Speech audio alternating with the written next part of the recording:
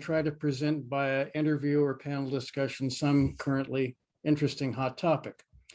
Unfortunately, we're not going to do that this month. We had people with scheduling trouble.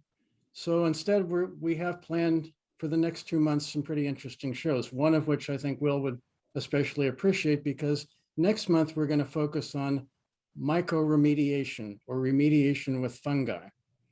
And I personally think it's a fascinating subject because it's really Mother Nature's circular economy. The irony being, we're currently ruining the planet with fossil fuels. Well, when all those fossils originally got killed by the asteroid, what came in and rescued the Earth but fungi?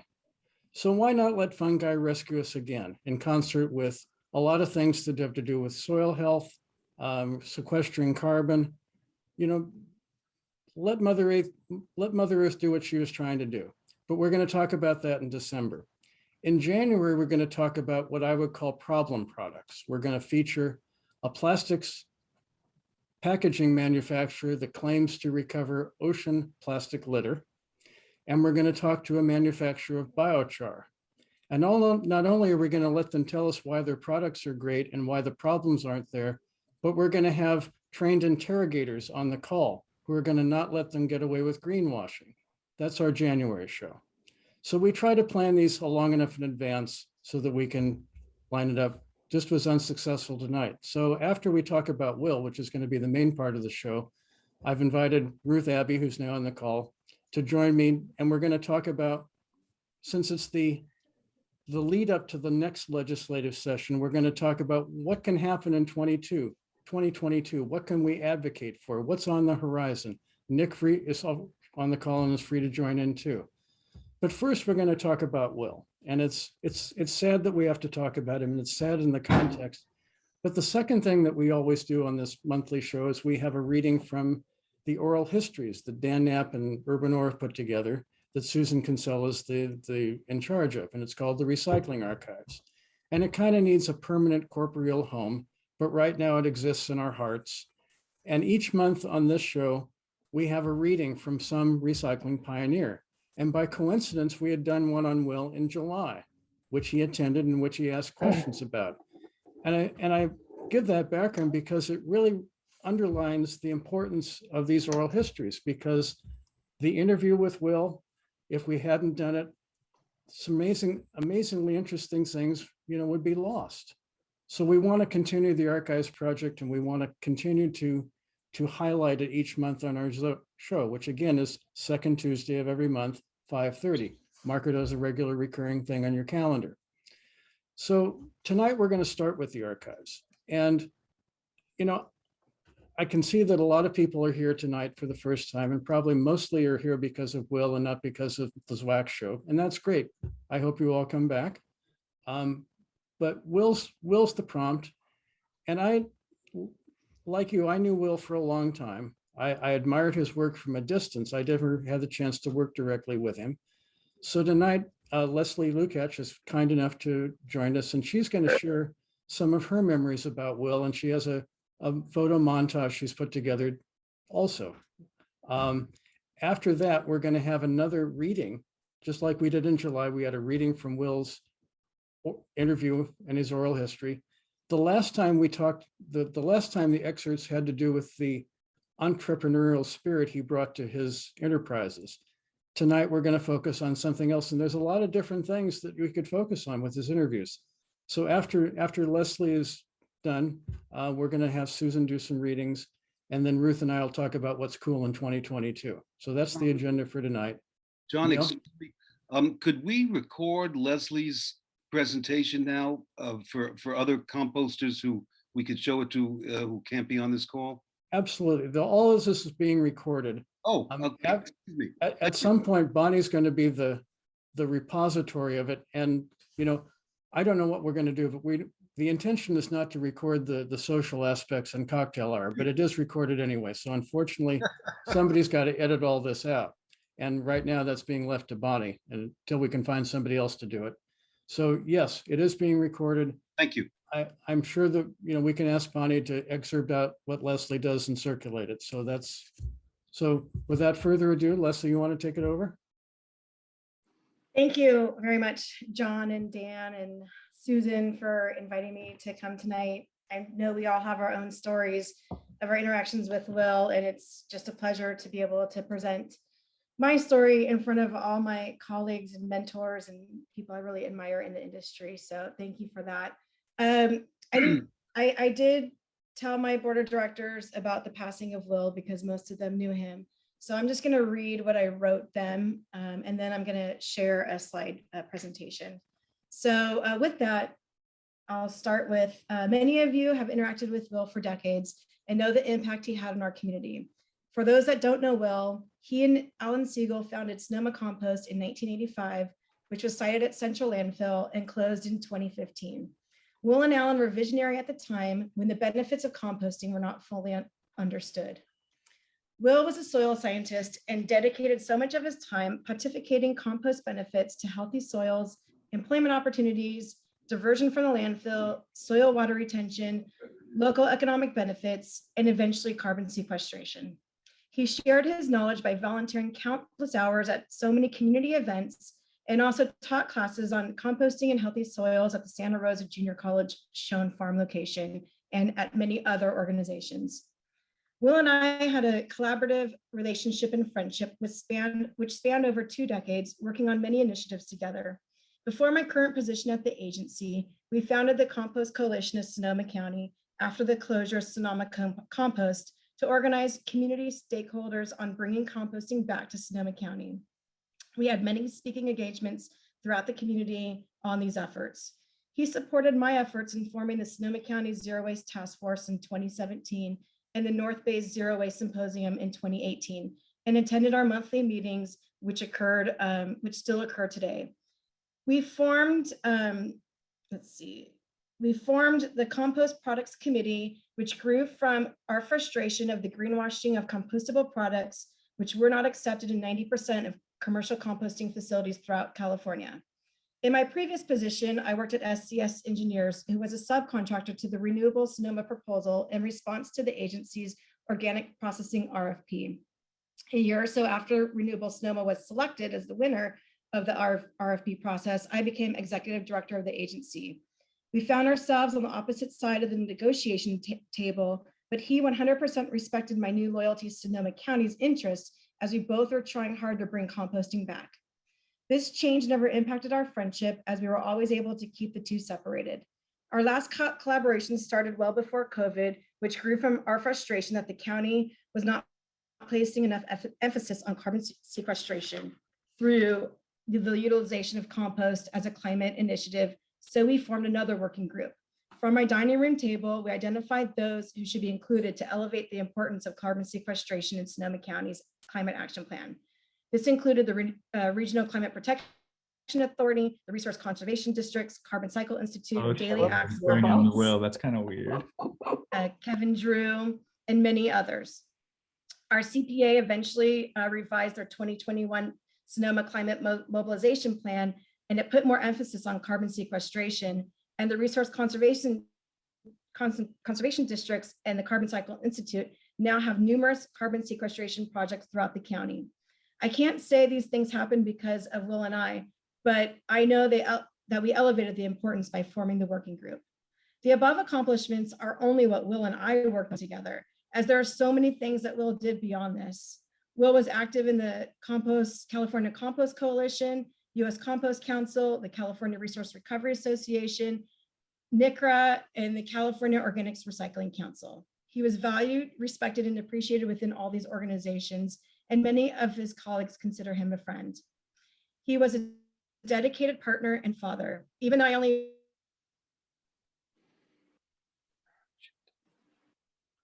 his son Xander and his stepdaughter often shared their accomplishments with me. Lastly, Will was an amazing self-taught naturalist photographer. He was so talented that he was invited as a guest to teach photography as part of international vacation plans. So today I leave you guys with a compilation of his nature pictures that I just put together right before this call. So I will do my best to put this forward now. And if I can, let's see, share my screen. You guys see the PowerPoint? You guys see that okay? Yes. Looks good. Yep. Okay. Yeah, and before the call, some people were commenting on his photography, and he really captured it in so many different ways. I mean, so many styles of photography as well. So this is what I put together for you all tonight.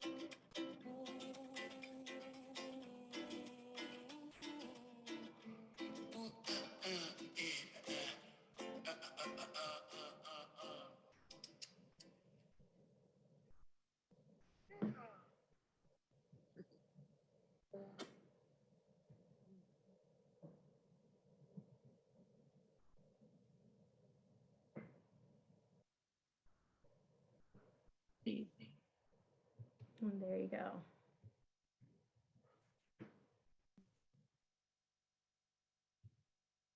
Beautiful, Leslie. Thank Yeah, you. super, super, Leslie. So thanks. That's incredible. Incredible. Yeah. Oh, is Will's family here? Yes, this is Claire, his partner, and Hi, Xander's here. Xander's son. And here comes Ariana, my daughter. Hi.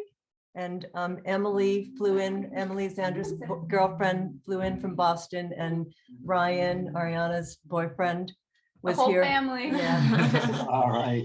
We were all here. Well, Emily just flew in Tuesday, Yesterday. and the rest of us were here from Sunday. So we got to be with Will the last week and be taking care of him. Yeah, but Leslie, thank you for doing this. Yeah, that was beautiful. Thank you. I just haven't had the energy to put things together yet. So thank you. And Well, I'm happy to clean it up because I just did it before the call. So I'm happy to clean it up. And give it to you're you. amazing. It's amazing. It's really, really. Yeah. Very touching. Mhm, mhm. You know, he just loved his work so much, and all the people that he worked with, all of you, that he just wanted to stay, and he fought as hard as he could to stay here for as long as he could. And my daughter had interviewed him. Oh, how long ago did you interview him? Like 6 months ago? Maybe. And she was talking about death with him. And he told her that he was going to go out kicking and screaming, and he did. You know, he held on as long as he could, but Yeah. towards the end, it was good. Shit.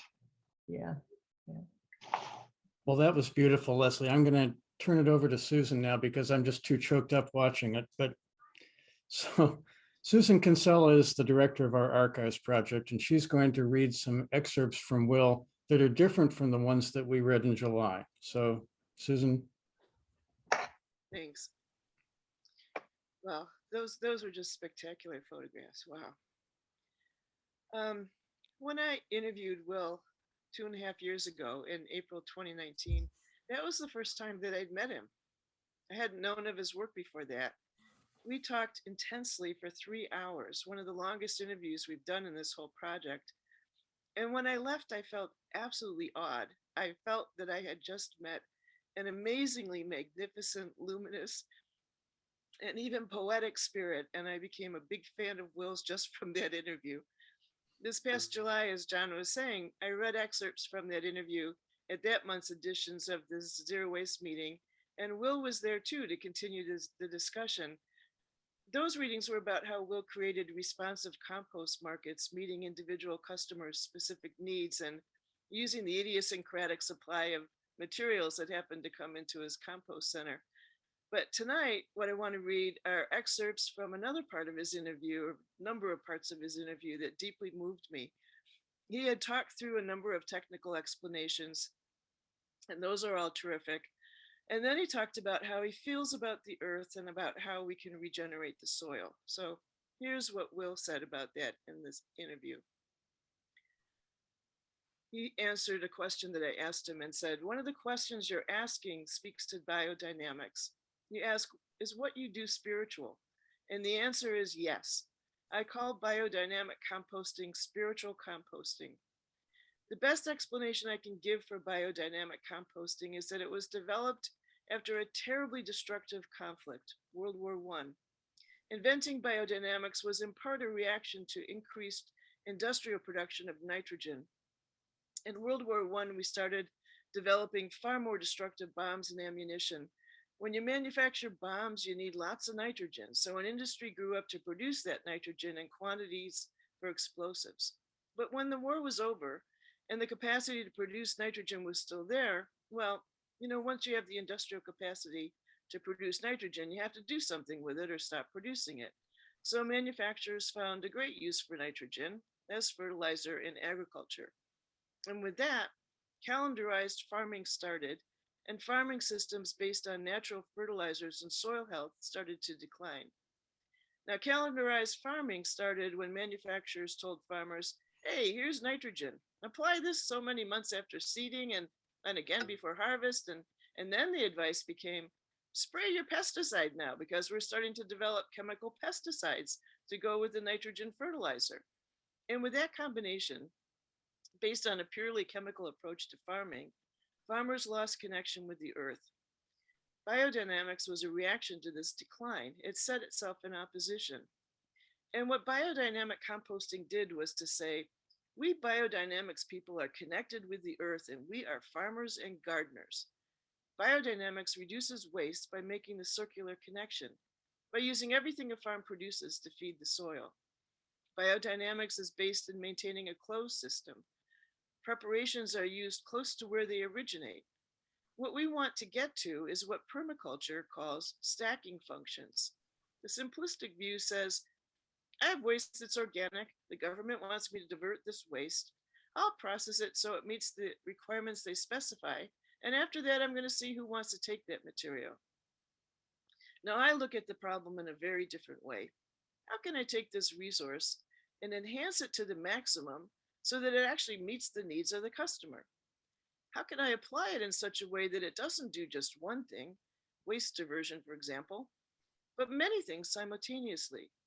I will process it in a way that is as clean as possible and has few adverse effects to the environment. And now that the compost goes to the soil, it conserves water, it builds soil structure, it's an integrated pest management tool, it sequesters carbon, and it reverses global warming. My compost has all these functions associated with it, going all the way back to the soil. That is the way that we did composting using a systems approach. Permaculture is really working with nature. Nature's design is pretty effective. Nature knows what it's doing. That's why it survives, it proliferates, it adapts. Nature does not set out to do just one thing, but acts in harmony with other things. When we apply permaculture principles to what we do, we say, let's not just do this for one benefit. What are multiple benefits that we can develop so that we accomplish many things at one time? That's how we think about the whole process.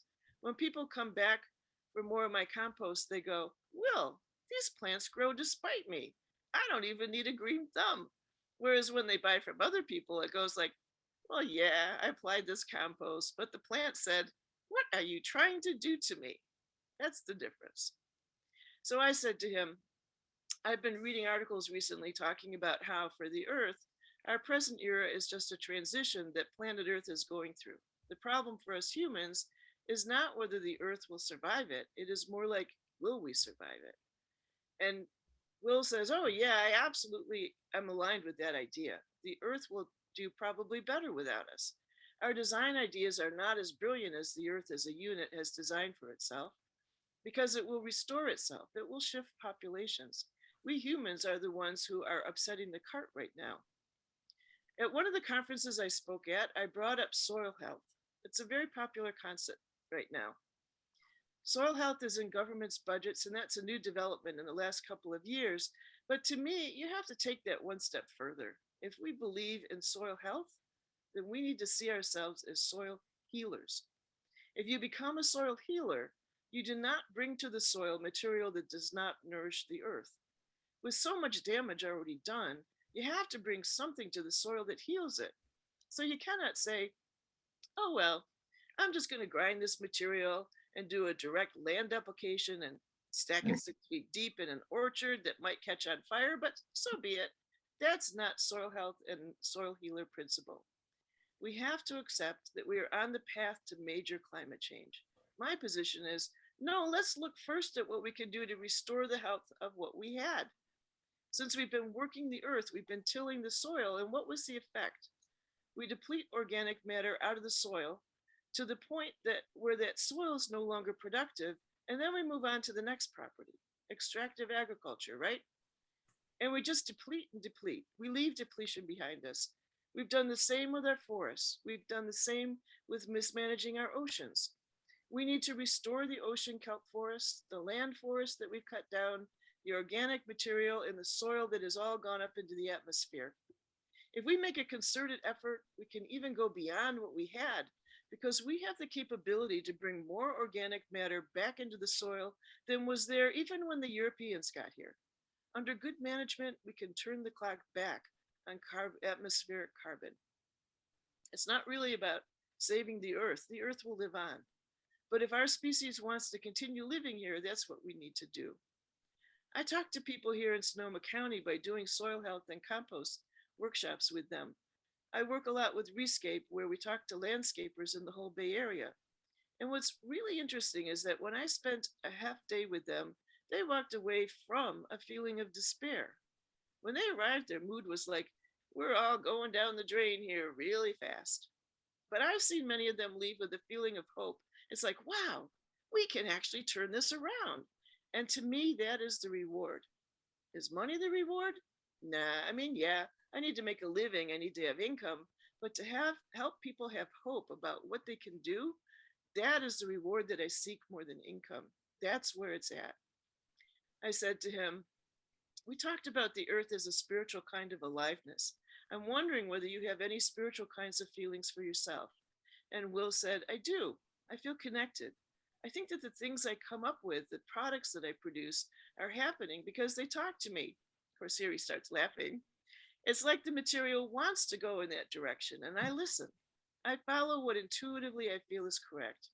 I interact with my sources, the materials, the resources. That source is more true to me than anything else. I think that as a child, I had that connection as well. It means a shift in how we think and how we are. When I say I think spirituality is part of why I create products that work, what I mean is that I live it when I make compost. I don't let it go until I feel like it has life in it. It feels like life in my hands. And that's the test, right? You have to be connected. I think as a society, we have lost that connectivity. And that's really where environmentalism comes down to earth. I think it feels we need to get reconnected. When I do workshops and I connect with my people, they always say, Will, you're so passionate. We can feel the passion that you bring to your work. That's because I express what I feel out there while working, and it rubs off on people. That's where we need to go. But do I feel hopeful that we're going to accomplish everything I want anytime soon? No, but that doesn't mean that I'm going to give up. We are not just individuals where everything is taken care of us and what has gone wrong will fix itself. We need to feel connected with the root, the sources, the earth. And I said, I think this is going to be a long list, but what do you think are your major contributions to the field? What were your major successes? And Will said, well, first, when I started composting, hardly anyone knew about composting. I went as a speaker to the eco-farm conferences in Asilomar, where organic farmers were the majority of the audience. And even so, I had to use a compost 101 approach to explain to them what compost was and what benefits they could get from it. I remember them looking at me as though they were thinking, isn't composting kind of like Back to the Future? And I'm responding, no, composting is where it's at right now. Composting is all about soil building and soil health. So I probably played a role in getting composting to be a topic that everyone knows is current and important. Second, I think I've been vocal and effective about why we need to eliminate alternative daily cover, that using ADC to cover garbage is not recycling, even though it has been accepted as recycling. Third, I was instrumental too in bringing into the discussion statewide the topic of compostable plastics. Back in 2008, I laid out all the problems involved and said what we need to do with this new challenge. We've not seen the kind of progress that I would like to have seen, but it got the discussion underway and the discussion will continue. Fourth, I do bring awareness to the whole procurement issue about the difference between seeing compost as a resource or as a waste, and that how you answer this question affects how you market materials. I think that I make people jealous when I say there's no marketing issue when you make good compost. It will sell itself because there's a strong market. Fifth, I think the victory we had over Dow Chemicals' copyrolid pesticide use was a big achievement. And sixth, unfortunately, we failed in our effort to get the EPA to set up a screening evaluation program for any new pesticide or herbicide that comes on the market. They are not willing so far to take this step. But seventh, I've been a leading voice encouraging agriculture and farmers to do their own composting. I teach agricultural composting, and I'm an open book. I give farmers all my secrets, and then I wish them success. Well, Will was one of the initial founders of the California Organics Recycling Council, or CORC, and was often the chair of it. He also co-founded the California Compost Coalition along with Evan Edgar. After working on odor control issues, that organization went dormant. And he tells us a funny story. Several years later, he said he and Evan decided to set up a new organization to address the herbicide copyrolid. Evan suggested, let's call it something like maybe the California Compost Coalition. But when he went to set it up, he said, well, that name's taken already. And Will said, and this is Will now speaking, and I said, why would that be? Who the hell would come up with that name? Why would they do that without us knowing? Because we are the core of the composting industry, right? And Evan said, some guy by the name of Will Bakx set it up. And he burst into laughter and says, I'd forgotten it. So I said to him, well, there's still lots that needs to be done. What's unfinished? What happens? What needs to happen now? And Will said, I will say that as a result of SB 1383, we need a lot of new compost facilities that are about the size of most commercial composting operations, say about 100,000 tons a year. But the regulatory environment makes it almost impossible to open a new compost facility. I know people who've been struggling for 4 to 7 years just trying to get permitted to open. Business people can't stay in the game that long. Sluggish permitting is a serious barrier. We really need more robust and universal composting in order to meet the state's requirements. And I asked him, what's been most worthwhile about the work that you've done? And he said, giving people hope. That is the core value. My reward comes when I hear farmers say, my compost made them more productive, their plants grow better, and they see it works. When I walk out of a workshop and people say, I thought our future was pretty pessimistic, nowhere to go. And you actually gave us a solution, if we get our shit together, that is. Well, I asked him, did you have to sacrifice to do this work? And Will said, I don't think so, because it just gives me joy. I don't get up in the morning thinking, oh God, it's another day. I have friends who are retiring at my age and I'm setting up a new business. I feel that there's still plenty to do on carbon farming, soil health, getting more compost facilities going, getting a regulatory system streamlined. There's a lot of work that still needs to be done. And I enjoyed the work. See, that's what it all comes down to. And he laughs. Because there is hope, you know. We need to keep the eye on the ball and get it done. All it takes is people's awareness. It's that feeling that I'm doing something that is right. Well, there's so much more. This is a nearly 60-page interview. So I want to encourage all of you to read Will's interview for yourself. I feel so sad that we've lost not only Will himself, but also his immense energy and creativity, his ability to bring complex issues down to explanations that are motivating and easy to understand, and his patience and great humor. He talked about how he raised hope in so many groups that he talked to. So I think all of us who have been touched by him are now called to carry on his work, get reconnected with the earth, approach composting and recycling with systems understanding, and always think of it in terms of what Will called stacking functions. How can I take this resource or solve this problem in such a way that it doesn't do just one thing like waste diversion, but it layers many improvements one on top of the other? What are multiple benefits that we can develop so that we can accomplish many things at one time? Because that's what Will did over and over again. He accomplished many things all at the same time. Thank you, Susan. That was lovely. It's just lovely, since we've lost his living voice, to have the perpetuity of the voice that you've just given to that there's hope, that we can do this. So thank you.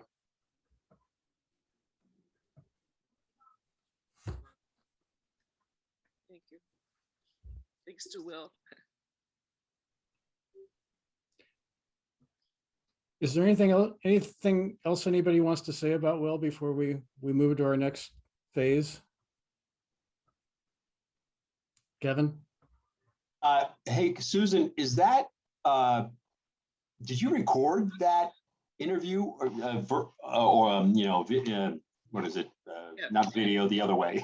Yeah, it's an audio interview, but it's, that's the raw interview. And then Dan took it and made it into like a narrative story that then Will went through and corrected people's names and all of that and approved it. So it ended up as a written narrative that this is taken from, but there is an audio behind it. I hate to say it, but I love to hear Will talk. I mean, I just, great. sorry, it just gives great comfort and spontaneity of innovation, invention in your head to hear him talk. So if I'm sorry to the family if that seems weird, but it's just true. And yeah, that's all. Yep. No, he said even better. Even as I was saying it, I could hear him saying it so much better even than I could. So I understand what you mean. Yeah. And Dan, when you transcribed it, I thought it was great that you kept the laughs in quotation and the sighs, because I could really hear, Will's laugh when he was making his jokes. So, that kind of came through when I read the transcript version of the interview. Just, Yeah, he was really a positive spirit, and he was so alive to the person he's talking to, and in my case, me. We didn't talk all that much while I was doing the actual edit, but of course I was inside his mind and working on, just making these stories. I do what I call making the stories pop, because recovered memories come out in kind of random ways sometimes. And Will wasn't that random, actually. He was very organized in his thought process. But still, there's a lot to be done, and probably took me about a month. And then after that, we went into about a 3 or 4 week period where we talked every few days, and I sent him the whole thing, and then he would make these corrections and additions, a lot of times additions, sometimes subtractions, but mostly additions. And it was just such a pleasure to talk with him. And then after that, I realized that we were done, and I felt like I missed him, actually. I missed those conversations. And it was really shocking to me to find that post from Leslie 2 nights ago when we came back from a social event, and turned on the computer about 12 o'clock at night and found out that Will had died. It took me a while to even realize and even believe that that had happened. It didn't seem right. It didn't seem possible. He seemed so alive when I was talking with him, but I knew that he had some health problems. He just didn't really dwell on them. And so I do still miss him. I never knew him all that well, but I think he was a kindred spirit, and I just love the man. One of the things I really was impressed by when I interviewed him was, I've mostly worked on the recycling side, and I had an overview of composting, but really didn't know much of the details of it and everything. And so I would say to him, well, I don't actually know the question to ask you here, but, tell me more about anaerobic digesting or permaculture. And he, they're all complex kinds of questions or topics, but he would explain them in a way that I thought, oh, now I feel smart about this. It was just great. Well, on that topic, I actually suggested to Susan that she go to page 14 to 16 or something like that of the transcript and read this part, possibly read this part tonight, that was really a deep dive into the future of composting as I see it. Once I read what he said about the future and what he had in mind for what was going to happen in Sonoma County, if he had his way, it was clear to me that he was onto something really important, because he was coming up with a way of doing composting where you do 2-stage composting. The first one is an anaerobic stage, and you do it inside of a big tank. And I've seen these tanks in Wisconsin. I was with Nora Goldstein on a tour bus, and we went to a bunch of places where they had dairy farm composting, or not composting, but anaerobic digestion. So these dairies are huge dairies, 1,500 to 2,000, 3,000 cows, and they are connected to these tanks with pipelines. And so the slurry from the cow poop and urine goes to these things, and then they are anaerobically digested. Well, he has this idea that we can do that with composting. You do the anaerobic first. He says what that does is it speeds up the process, and it also produces energy in the form of methane. But because it's in a tank, it's not dangerous to the atmosphere. And you use the methane then to run huge diesel engines. And I saw those too in Wisconsin. You'd go into these rooms where it was all insulated, and there's these giant engines sitting there on stands, and each one of them has a generator in the front of it. And all they do is run all day long, 24/7 at a certain volume, a certain RPM. these huge engines running at some 2,000 or 3,000 RPM, and they're generating power all the time. So what do you do with that power? Well, you use that power then in the aerobic stage, because now in the aerobic stage, you want to take the digestate from those big tanks, and you want that digestate now to be probably mixed with some plant debris or something like that, but also to be aerated and to have oxygen brought into it, because in the anaerobic stage, you have anaerobic bacteria doing the digestion. And then in the aerobic stage, you have aerobic bacteria. So it's a whole different story.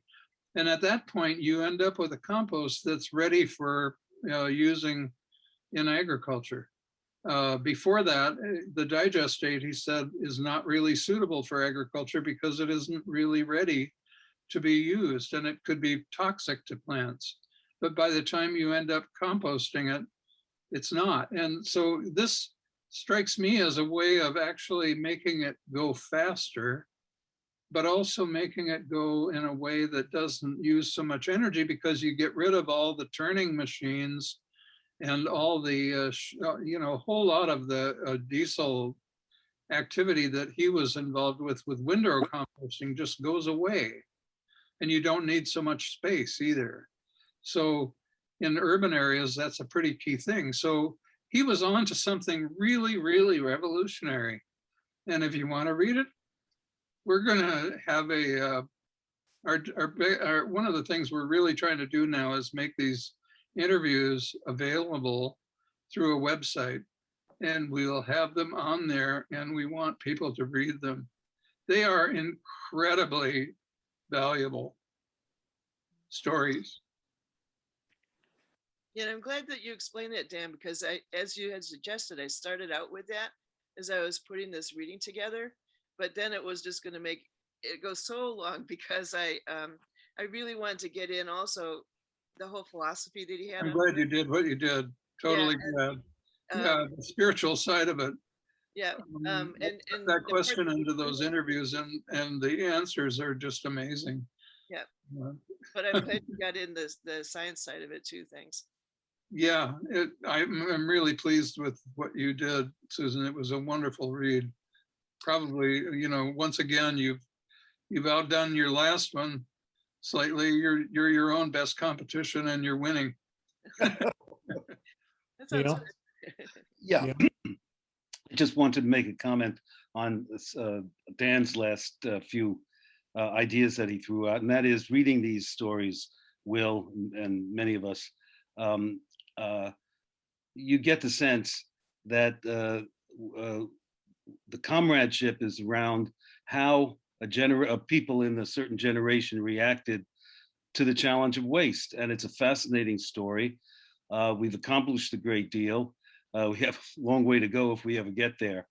But reading these stories are just, one, exhilarating, and two, they're reinforcing that, for me, that I made the right choice to be an activist, and that there are a lot of people out there who did the same thing as Will, and I guess certainly all of us on this call. One of these days, we're going to read yours, Neil, and then everybody gets to see what happened when you went to that little Ohio town, wherever it was, and all those Amish people were there, and they were being told that they needed to have a garbage burning incinerator in their town, and you got up and said no, no, no, and about 45 minutes of you, and then there were all these questions, and then this guy got up and said, well, I'm going to get my buddies here, and we're going to take you outside and beat you up. And what happened was, Neil said the women who were running the meeting, the Amish women, jumped up in a body, and he said it was like a herd of wildebeest defending the young. He said, I never felt so safe in my life. Absolutely true. So you can look forward in a future show for Susan doing a dramatic reading of that. Yep. And There's an interview with Neil. I have to compliment Susan. I have tried a lot of lawsuits, and one of the things you sometimes have to do in front of a jury or a judge is read things, read from a book, read from a transcript. And it's very, very difficult to keep people's attention reading something aloud. And Susan does an excellent, as as good a job as I've seen anybody do that. So I'm glad we have you doing the reading, Thank you. making Will's voice come alive. So with that, everybody's welcome to stay. But the next phase of this show is usually a topic or an interview. And as I explained earlier, that the scheduling didn't work out. Ruth Abbey was kind enough to agree to join me so we could have a discussion between ourselves and bring other people in. The subject being, because this is an advocacy committee, what should we be advocating for in 2022? Should we seize the reins that Will spoke about, loosening the reins on site and compost facilities so we can get to 100 million tons a day? What can be done to promote that? Is that something that this committee should be focused about? Should we think about the bottle bill, which we had 3 or 4 sessions about last year? What should we be doing? And so I've asked Ruth to join us and sort of help shape the discussion of what should we talk about in 2022? Do you have some ideas, Ruth? Yeah, well, hello, everybody. And that's a hard act to follow, I must say. Loved Will so much, and what a great advocate for where we are now, which I think is in a really good place on the organics reduction and food waste reduction, organics composting side. So that's amazing. So what are we going to do next to preserve that legacy, move farther, achieve more, do better for the universe? That's what we're talking about right now. So first of all, and I think Doug, you and I can tag team on this, because you and I are, you know more than me about what's going on, and Nick may be somewhere in the background who can chime in as well. But I feel like this was a really good legislative session, on top of a number of really good legislative sessions. So here in California, we have some really amazing recycling, composting, waste reduction bills, waste reduction laws. And I think that it's really important for NCRA to acknowledge that, as much as we like to, express our concerns about the sausage making in Sacramento. It's amazing what has been accomplished over the last 25 years, including the last year. Really amazing stuff. And there's more to do. But if Neil is still here, we're around the country. We're in New Jersey, we're in Colorado, we're all over the place. And man, we are so lucky to have the laws that we have here. We're so lucky to make it so easy to contract to get services for recycling and composting. You can't get that in New Jersey. Weird. We have so many opportunities. The Colorado just repealed its preemption law for product policies. We can do product policies here. Thank you, Nick and everybody. I mean, it's pretty amazing. So as we think about what we want to do for the future, I think it's really good to reflect on what we've done in the past.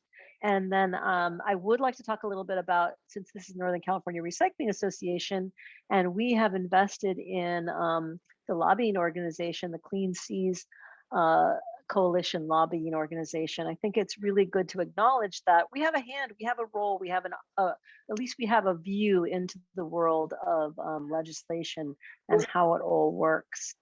So I wanted to see, Doug, did you want to say anything in terms of what this last year has looked like in terms of being a part of a coalition, getting an insider's view into the legislative process, and to influence what Clean Seas Lobbying Coalition, and therefore others, including CAW, accomplished with the bill that passed? We had 2 bills that Clean Seas Lobbying Coalition sponsored this year.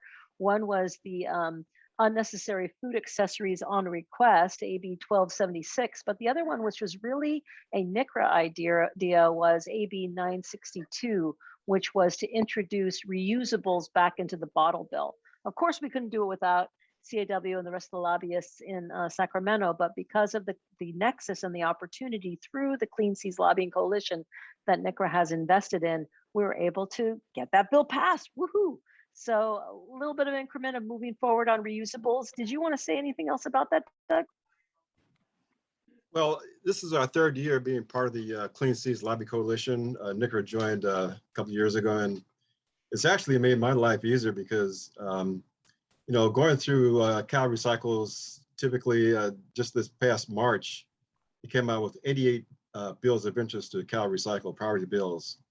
And Clean Seas Lobby Coalition came out with their own list of 62 priority bills. Now, it's a daunting task to read through and understand and try to make heads or tails of a lot of those bills. But thank goodness we're part of the Clean Seas, and so that kind of eased my task of pouring through bills and getting feedback from others in terms of trying to decipher which, a lot of that's written in languages that's not as easily to understand, and sometimes there's hidden things in the language in the bill. So hats off to Genevieve for her work and actually being at the table with stakeholders and lobbyists and the wrangling that goes on in terms of compromising on the language of bills. And I have to really give her kudos because she was really tenacious. I think a lot of this we couldn't share with our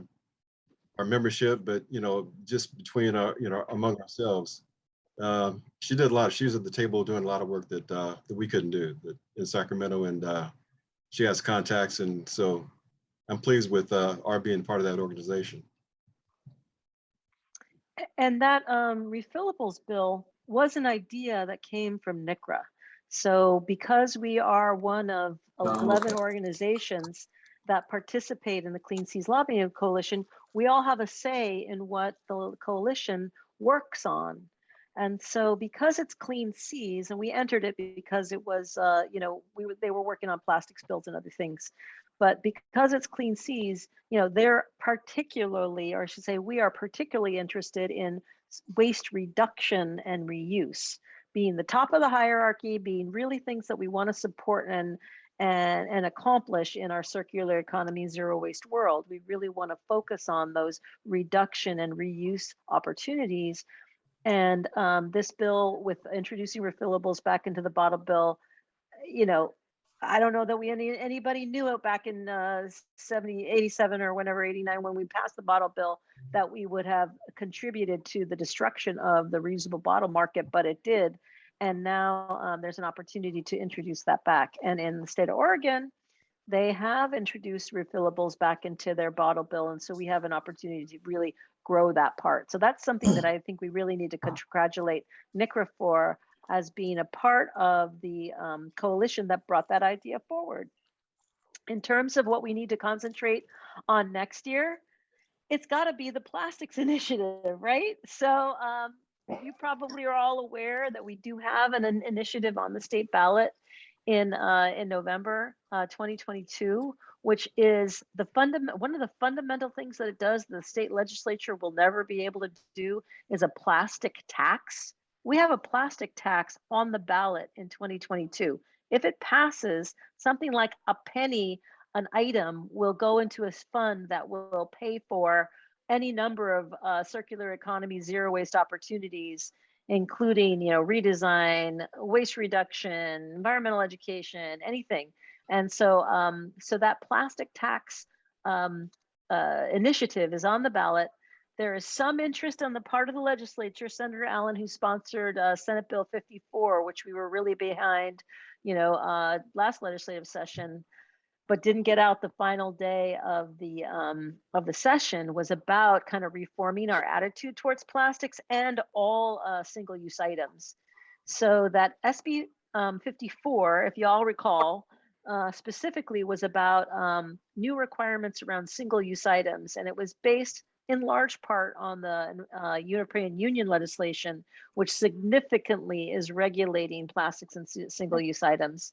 That bill did not get passed, 2 years ago. That was an terrible situation that happened. Senator Allen wants to continue to work on that and is asking, if we can pass a bill that is just as good as the state initiative, maybe the proponents of the initiative will withdraw it. So that's kind of what's going to come up right now. But the legislature can never pass a plastics tax. So we're really rolling the dice there that some kind of compromise legislation could get passed, possibly. It didn't get passed, in the last legislative session, but if we're able to get this ballot initiative passed, we should. And, you know, NCRA had a strong role in the last ballot initiative, which was a referendum on the plastic bag ban.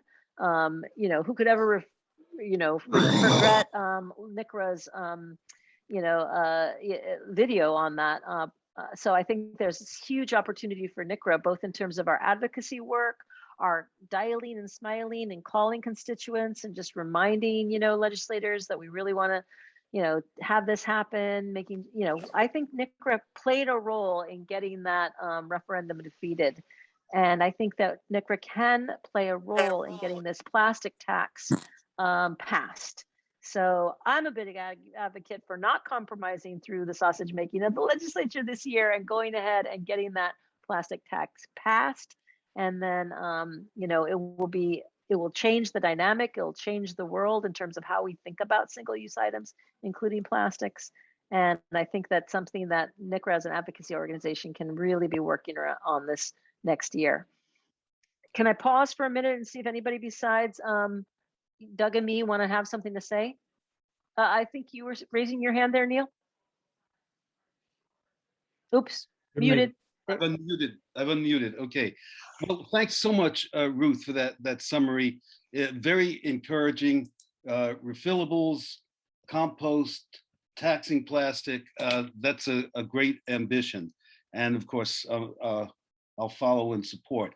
I do want to point out where in 2022, all of us, but also in California, particularly perhaps, we have to play defense as well. I consider the three items great offense, terrific. They're go to the root of the cause. But this is an outsider reading what's going on in California. Rick Anthony yells at me all the time that I'm wrong, but I think I'm in part right. And so I'll point it out that I think, again, I'm using hyperbole a little because we're informal here. But Caltech seems to be a renegade agency at this point, given their incompetence with the bottle bill and some other things. I am thrilled that there's the Clean Seas organization or network with, of course, NCRA in, because I do not have faith in the CRRA anymore. I've been, been a student of the CRRA for 30, 40 years, but I think they're a captured organization. We could go into that later. I think the bottle bill there's an effort to privatize the bottle bill. I think the California bottle bill was a great model because it raised money for investment in infrastructure and training and all that stuff, well, which is part of infrastructure. And to privatize the bottle bill would be a terrible thing. On EPR, my position is known. EPR for hard to recycle things is great. Not only did California pass good laws, but they followed up and corrected those laws when there were loopholes found, et cetera. But my main fear, and it came out of a conversation I had with Steve Lautzey about the RMDZs after the California Commission issued its recommendations. I also wrote a letter to Ted and he hasn't responded, so I assume he won't talk to me for a while. But I pointed out that one of the things that I found quite terrible was that the Commission's report recommended defunding or not funding the RMDZs. And I think the RMDZs are a diamond, perhaps in the rough, only because of, excuse me, a lack of proper capital. An investment. I believe Steve can help me on this. He's not on this call, but that the buying power, if you will, of RMDC's budgets have been shrinking virtually since the program began 20 or 30 years ago. So that's my outsider's view. So Ruth, if I can comment. Yep. So Ruth is right. When there was a referendum years ago that was pushed by the plastics industry, NCRA stepped up, engaged its membership. It seems logical and natural that we do that again for the Recology initiative. But since this is kind of Will's night, I wanted to segue and talk about something else. I'm not sure how much collective energy NCRA has, and I'm sure that we can apply it to the initiative campaign that's coming up. But one of the things that got passed last year was Nancy Skinner's SB 27, which has to do with compost and carbon sequestration, which to me is a really important issue too. And I think to a lot of people on this call. And her bill really created a state agency that's supposed to study stuff, but it's a tool and a policy vehicle to start systemically looking at carbon sequestration. And if Will is right that what we need is more compost production infrastructure to start with, which I have no doubt he's right, how are we going to do that? And what can NCRA bring to bear to that issue, if anything? It's not necessarily a Sacramento issue always, as Will says, it's a local permitting issue often, or it's a regulatory permitting issue sometimes. I don't personally know that much about site and compost facilities, but I wondered if this SB 27 presents a viable opportunity for NCRA engagement towards some of the things that Will was talking about. Do you have any thoughts on that? I don't know too much about SB 27. I know that, the legislature has put a lot of investment into composting in the last 4 or 5 years, particularly with many bills, but including SB 1383. California jurisdictions are finally waking up and creating the ask for what the composters need, which is to provide, they need the supply. So there had been a bit of a stalemate because California jurisdictions were not offering up the supply so that California composters could create the product that California farms and ranches and folks who would like to sequester carbon would like to use the compost for. There was a stalemate. And basically, I think SB 1383 has broken that stalemate. It basically has said, you as California jurisdictions need to offer up the supply of the organic materials. So I think that now that the supply is forced to become available, right, we have to divert organics from landfill. We are compelled to do that by SB 1383. The compost infrastructure is now released, right? We can now create that compost infrastructure. If you talk to composters, including Will, we need the clean streams. We need that material in order to create the product, in order to sell to the farmers and the ranchers for sequestration. But that was totally locked up because the California jurisdictions were not offering up the supply. So I'm bullish on the market playing a role in providing the infrastructure because of the demand now, because of the supply is becoming available. Well, that's encouraging. I mean, NCRA prides itself as being sort of a leader in the advocacy for zero waste and recycling, and we expect our leadership in Sacramento to adopt our ideas so that New Jersey can know what to do and Colorado can know what to do. So I look at it in terms of what do we need to tell these people to do next?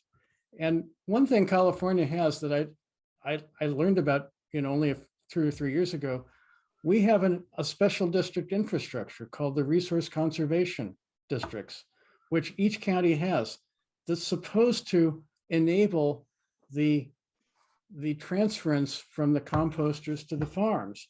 I have no idea if it's being measured for success or not, but it tells me that there's something that connects things, and the more connections we have, the better. So I wondered, and you've answered that, I'd like to see that be on the NCRA agenda. I don't have a concrete idea for what that means.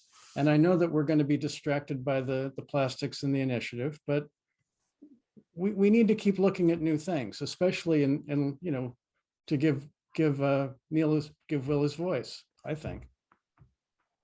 The resource conservation districts are heavily involved in carbon sequestration.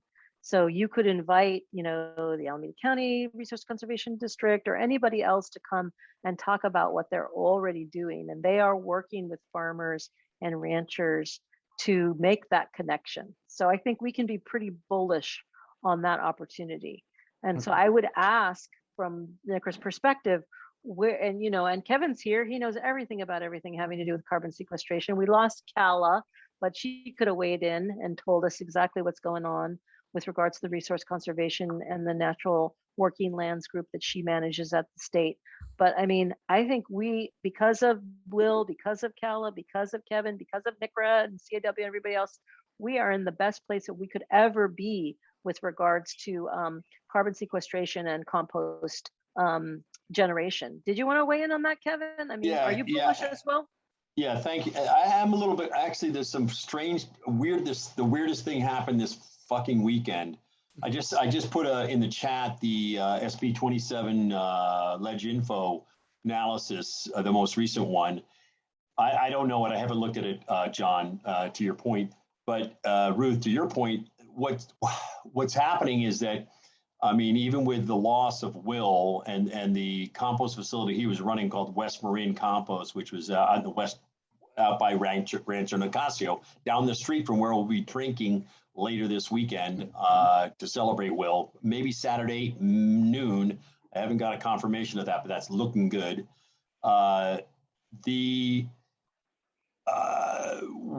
What's happening is that Leslie talked about earlier, that Sonoma County has this opportunity to create a carbon plan that's just super well informed by the Marine Carbon Project, by the fact that we have so many vineyards and so many dairies and so much open space and reasonably progressive cities that are associated with that, all of which have to comply with 1383, the state legislation.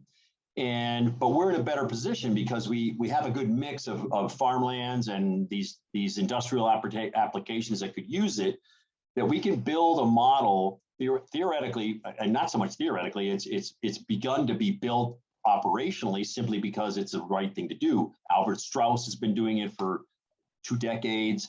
Other operations have been doing it more recently to build what is the right use of compost. 1383 was supposed to engender that, but it didn't really give any direction in that respect. It simply became kind of another bureaucratic effort to try to regulate an industry, not unlike regulating Chevron or some asshole industry.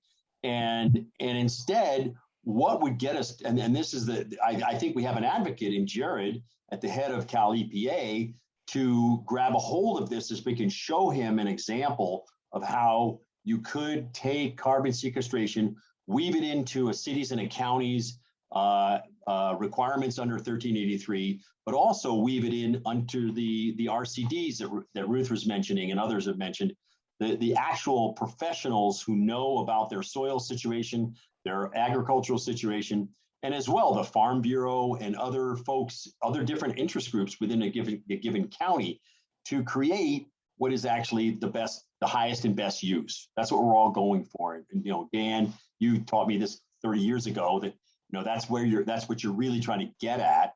And Jack knows this super well.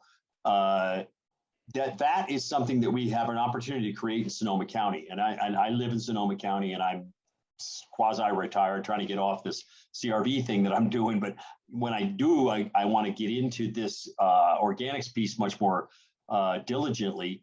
My daughter is ready to jump in on that. A guy named Anthony Mint, who some of you may know, who's done the Zero Food Print. You can go to his website. It's incredible. He's a 35-year-old chef who's globally understood around the world as an innovator. He's created a system where 1% of a restaurant's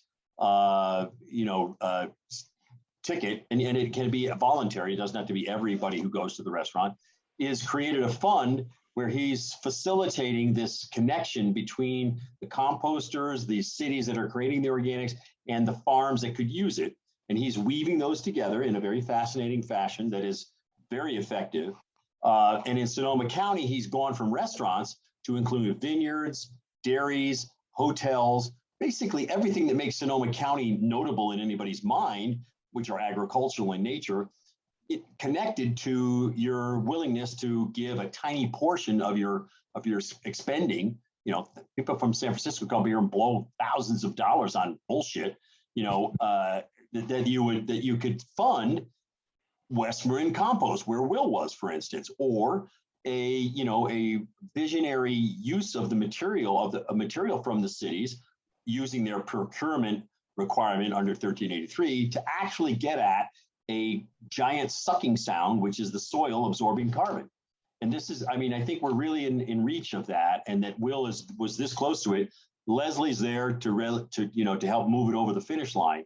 And it's really a very optimistic, I hate to be Pollyanna-ish, but I tend that way anyway. It's what I want to spend the rest of my working days doing.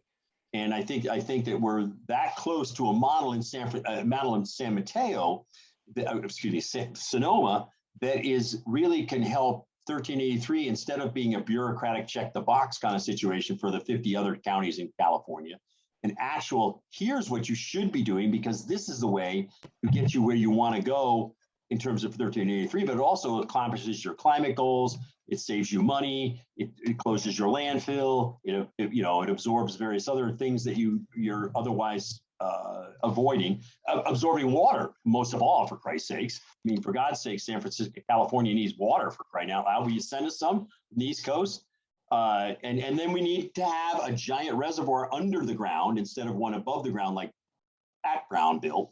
We need an under the ground one. I tried to get Jerry Brown to go for this idea. He didn't listen to me. I never really got to. Looks like we got some folks that want to weigh in, Kevin. So let's go to Neil and then Dan, and then come back to everybody else. You want to go next, Neil? Thank you for being here. Happy to. I'll say three things real short. I'd love to come back and talk about organics and 1383 implementation. We don't have enough time to do that right now. Second is this year, not over yet, is the best year we've ever had. Mostly not because of the variety of bills that were passed addressing reducing waste, 1276, truth in advertising for both recyclable materials and for compostable materials. Maybe 1201 was a bill we sponsored that is going to establish new standards for compostable packaging and hopefully really narrow down the stream of products that are going to be acceptable at composting facilities. And the packaging industry realizes if we don't do that, there won't be any compostable packaging in 5 years because composters aren't going to take it anymore. Yeah. I agree. And for the initiative process that is on the ballot in November of 2022, I would look for some very aggressive actions from the packaging manufacturers, American Chemistry Council, et cetera, are going to try to come to some very significant negotiated positions in the legislative process. SB 54, Ben Allen is going to move forward with that bill. The caveat to that is they will try to negotiate a solution they can get across the finish line and be able to hold that up and preempt the ballot measure when it comes to the voters and say, look, we've already got a legislative solution here. This is what we need to do. Everybody's agreed upon it. We don't need this penny per package tax that is, on the ballot. It's superfluous, and that'd probably be my one caveat on that. But otherwise, legislatively, other than some, AB 939 and SB 1383, this was the best legislative year we've had. And then on budget, it's amazing how local governments are bankrupt across the state. People are out of work across the state, and the state has a $70 billion surplus. We can only hope to take advantage of that in helping to build infrastructure. And lastly, Sonoma County is the pinnacle of success on organics recycling. It's a guiding light, and the challenge is, as Ruth said, now we have implementation, getting it on the ground, getting infrastructure built will come when jurisdictions adopt programs that will mandate diversion and pay for it. The challenge is getting Southern California and inland jurisdictions to do something. And Southern California, we're talking about 2/3 of the waste stream, not having an organics diversion plan, not understanding that the markets are out there in Coachella, Imperial, South San Joaquin Valley, soils that are barren, desperate for organic content, farmers who understand it, big growers like the Tanimura and Antles and Dorigos, and they own land down there, Dole. They know what compost does for helping production in those farmlands, but there's no supply. So connecting the dots, getting infrastructure on the ground in Southern California to help service those markets is the big challenge. And there's significant pent up momentum or lack of momentum over decades there to feed the public landfill system that has impeded that ability to get programs going. Well-meaning people who are looking to reduce rate structure or reduce rate impacts on their ratepayers impeded any kind of organics diversion for decades. And SWANA icons like Frank Capone and other public system operators in Southern California killed the ability to develop programs there years ago. Yeah. So that's the challenge, is going up, swimming upstream against that tide. The advantage is 1383 is going to be on the ground and what is it? Look at that. It's less than 60 days. So, 52 days. Yeah. This shit gets real.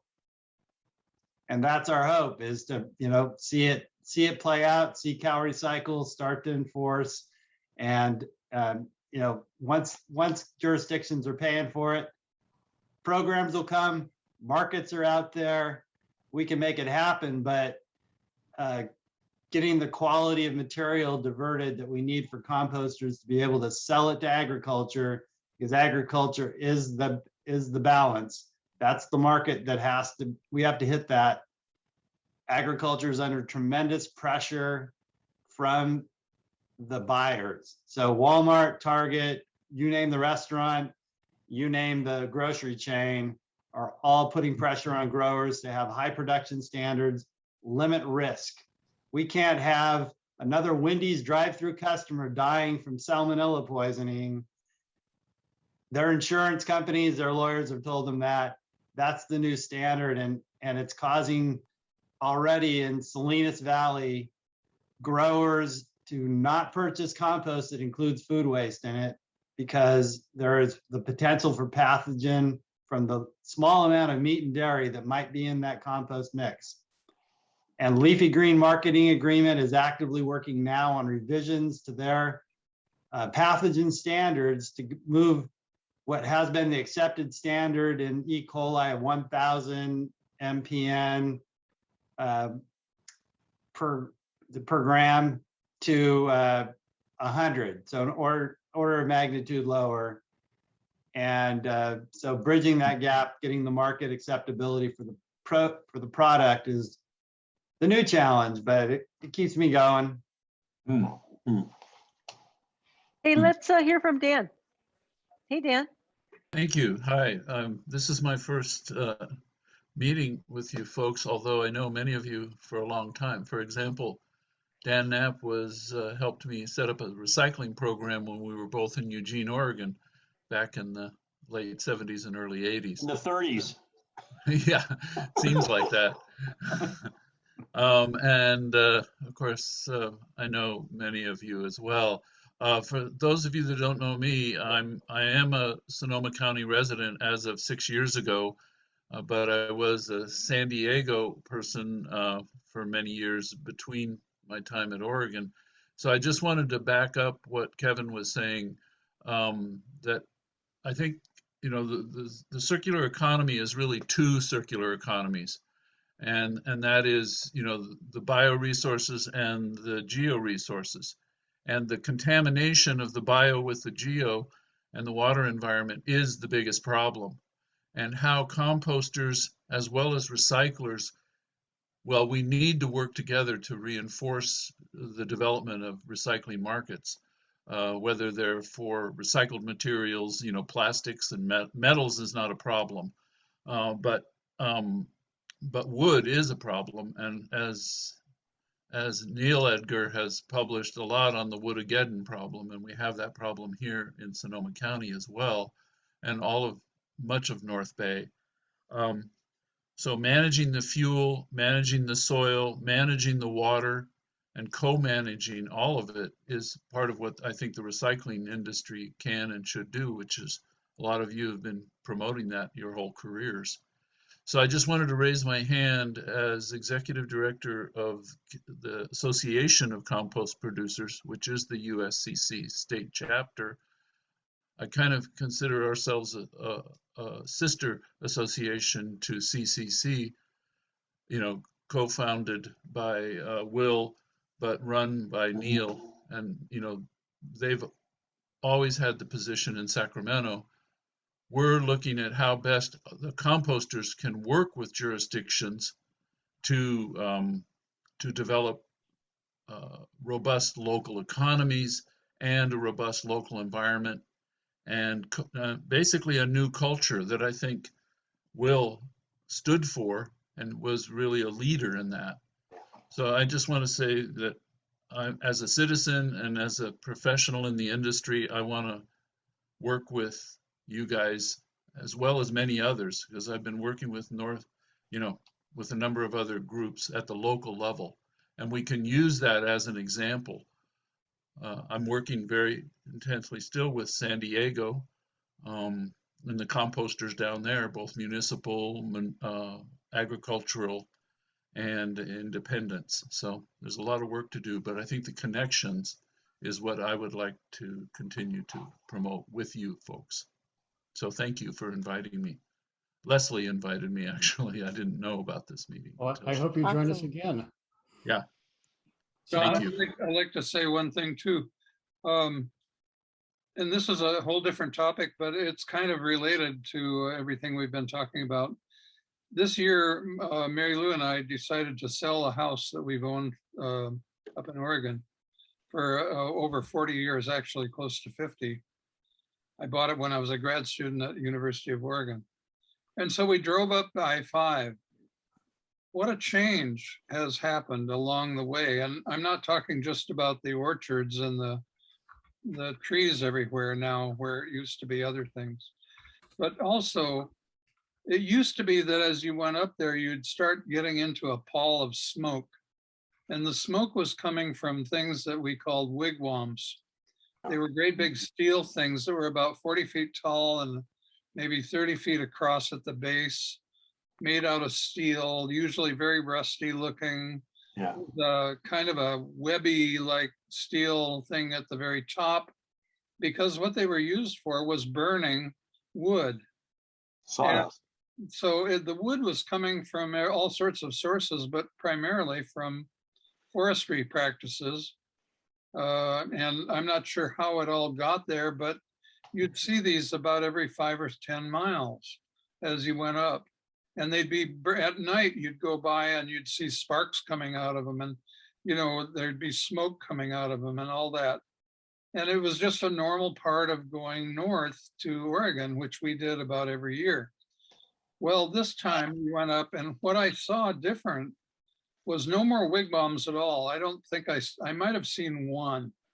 They're all gone. They've been scrapped out probably. They're all steel, so they can easily be cut up and remade into steel. But the other thing that was happening was every 4 or 5 miles or 10 miles maybe, there'd be a pile of shredded wood and a pile of usually a lot of pallets and other wood sources. And these were like 4 and 5 and 6 acre sites. And the piles would be different colors of brown. Well, if when you grind wood and I know this from running our compost operation, it starts out kind of a tan color, but as it gets more and more decomposed, it turns darker and darker until it's nearly black. When it's nearly black, it's just about solid carbon. So we saw all these piles of wood that were in various stages of decomposition, plus piles of wood that was about to be probably shredded. I don't know how this is happening.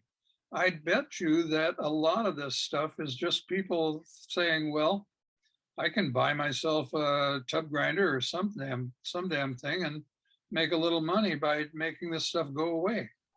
And I think that's what's happening. I don't know the regulatory part of it at all, but I saw this all the way up to through Northern California and up into Oregon. So I just wanted to bring that up to say that these kinds of changes are driven by market forces as much as anything else, and by people who just sort of take the bit in their teeth and say, you know, I'm going to run with this damn thing and see how far I get. Okay, I want to switch something for a second.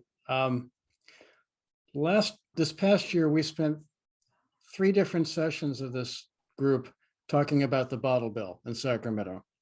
And nobody on this call, you know, spent more time about the Sacramento aspect of that than Jeff Donlevy, and I asked him to join us tonight. And I think he's driving and he's on mute right now. So I'm going to give him a second to unmute himself. Oh, there he's not. No, he's not driving. All right. He's driving. He's got pictures on his cab.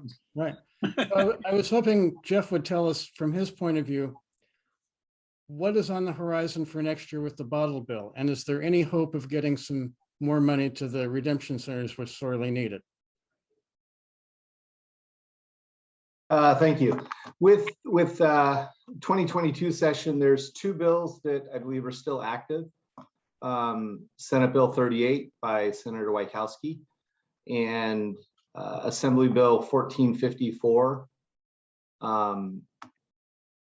Both of them are still active. It's unknown what will actually happen. I mean, SB 38 is a stewardship concept, turning the bottle bill over to a third-party operator, whether it's the distributors, the producers. I think that's yet to be determined. And then 1454 has many changes to the bottle bill, but they're all, I think, little tweaks, and it's questionable what could actually happen with them. I think they're specifically designed to help benefit some stakeholders, but I'm not sure that bill would actually open up redemption centers in the higher cost, hard to serve areas like the Bay Area, coastal communities, or far Northern California. So not sure. I think everybody's just kind of talking right now. I don't know which bill is going to move forward. So as far as getting more money for recycling centers, there was a trailer bill that Senator Wachowski introduced. And up until the last week, it looked like there were some positive things happening, but towards the end, it was nixed. I think there was opposition to the introduction of reverse vending machines back into the system. So a lot of activity, but nothing really happened to help open up redemption centers in the higher cost, hard to serve areas like the Bay Area or the coastal communities. So I don't know what's going to happen in 2022. Sounds like more sausage making. Neil? You're muted. Oh, you might be muted. Sorry. Ruth mentioned, thank you, Jeff. Ruth mentioned that there was some legislation requiring refillables in the potentially in 2022. Allowing refillables. Removing a barrier to refillables. Thank you for clarification. No more, you answered my question. Thank you. Yeah.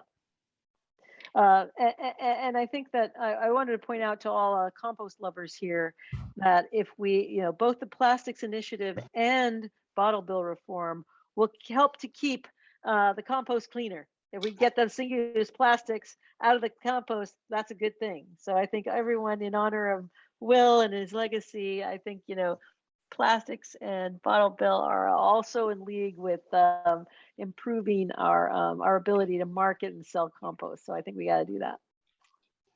And I'll just add that I just put in the chat the ledge analysis on SB 38 and AB 1454, the most recent ones, so you can take a look at that if you want.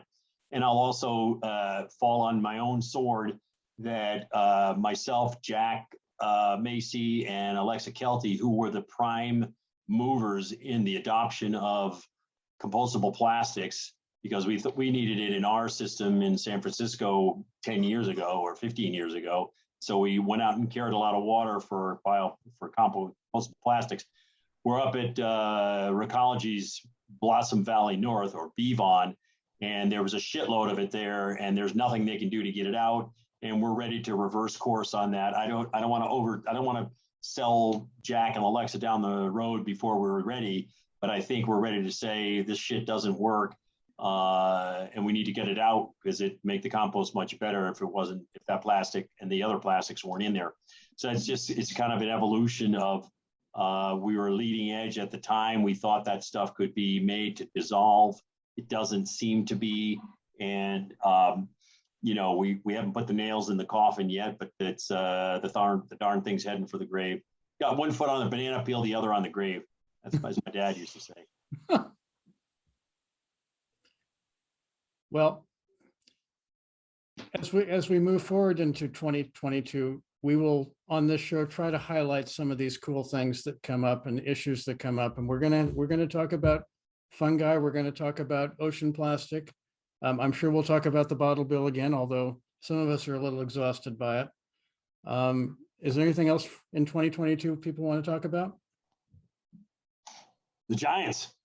Sorry, Neil. We got an East Coaster here. We got to support the Giants. Wait, that doesn't make any sense. We should. I'm an East Coaster, but I was born in New York City, and I'm a Giants fan since 1951 when my dad took me to the Polo Grounds. So, and I'm still loyal. I consider the San Francisco Giants, they're really the New York Giants. They just happen to be playing in San Francisco these days. As long as you hate the Dodgers, it's okay. Yeah, and as soon as I become a multi-billionaire, I'm going to buy the Giants and bring them back to New York. No, bring the A's. Take the A's. Okay. All right. Anything else before we adjourn? Ruth, anything else that we no? Thank you for joining us, Ruth. Yeah, let me just jump in and say a few things about what I personally like to see, divide my time doing. Of course, my preoccupation or my first advocacy, of course, is zero waste and keeping, usable items out of landfill. But over the years, I've been tracking legislation and seeing bills come and go. One thing that's disturbed me is the fact that we don't have a level playing field. It turns out that, one thing I've always said is that, the environmental organizations write the letters, but the lobbyists write the checks. And there's a lot of, well, I'm not going to say a lot, but there's a number of assembly and senators that, they carry the water for the, for industry. And so, we had a couple of successes with a couple of bills that did pass. One that, puts curbs on foreign money influence, another one that requires a disclosure of folks that contribute more than $10,000 to a PAC. They have to disclose their identities. But, the key bills that will make a difference did not get through the legislature this year. So I'd like to see there's greater efforts in campaign reform so that, bills that we like just don't end up dying in committee and not being voted on in the legislature. And the second thing is that I see that climate change is really becoming an existential threat. And, one of the things that bothered me is the fact that the California is one of 34 oil producing states. Yet we're the only state that doesn't have oil and gas severance tax. And I think that's atrocious. So that's one area that I plan to devote my personal time and attention to, see if we can somehow rally the troops to make that a reality. Is because for the oil and gas industry to continue to extract resources from our state without paying a royalty is it's just not right. So those are two diversions that I plan to pursue in my spare time as well. That's all. And thank you for doing it, Doug.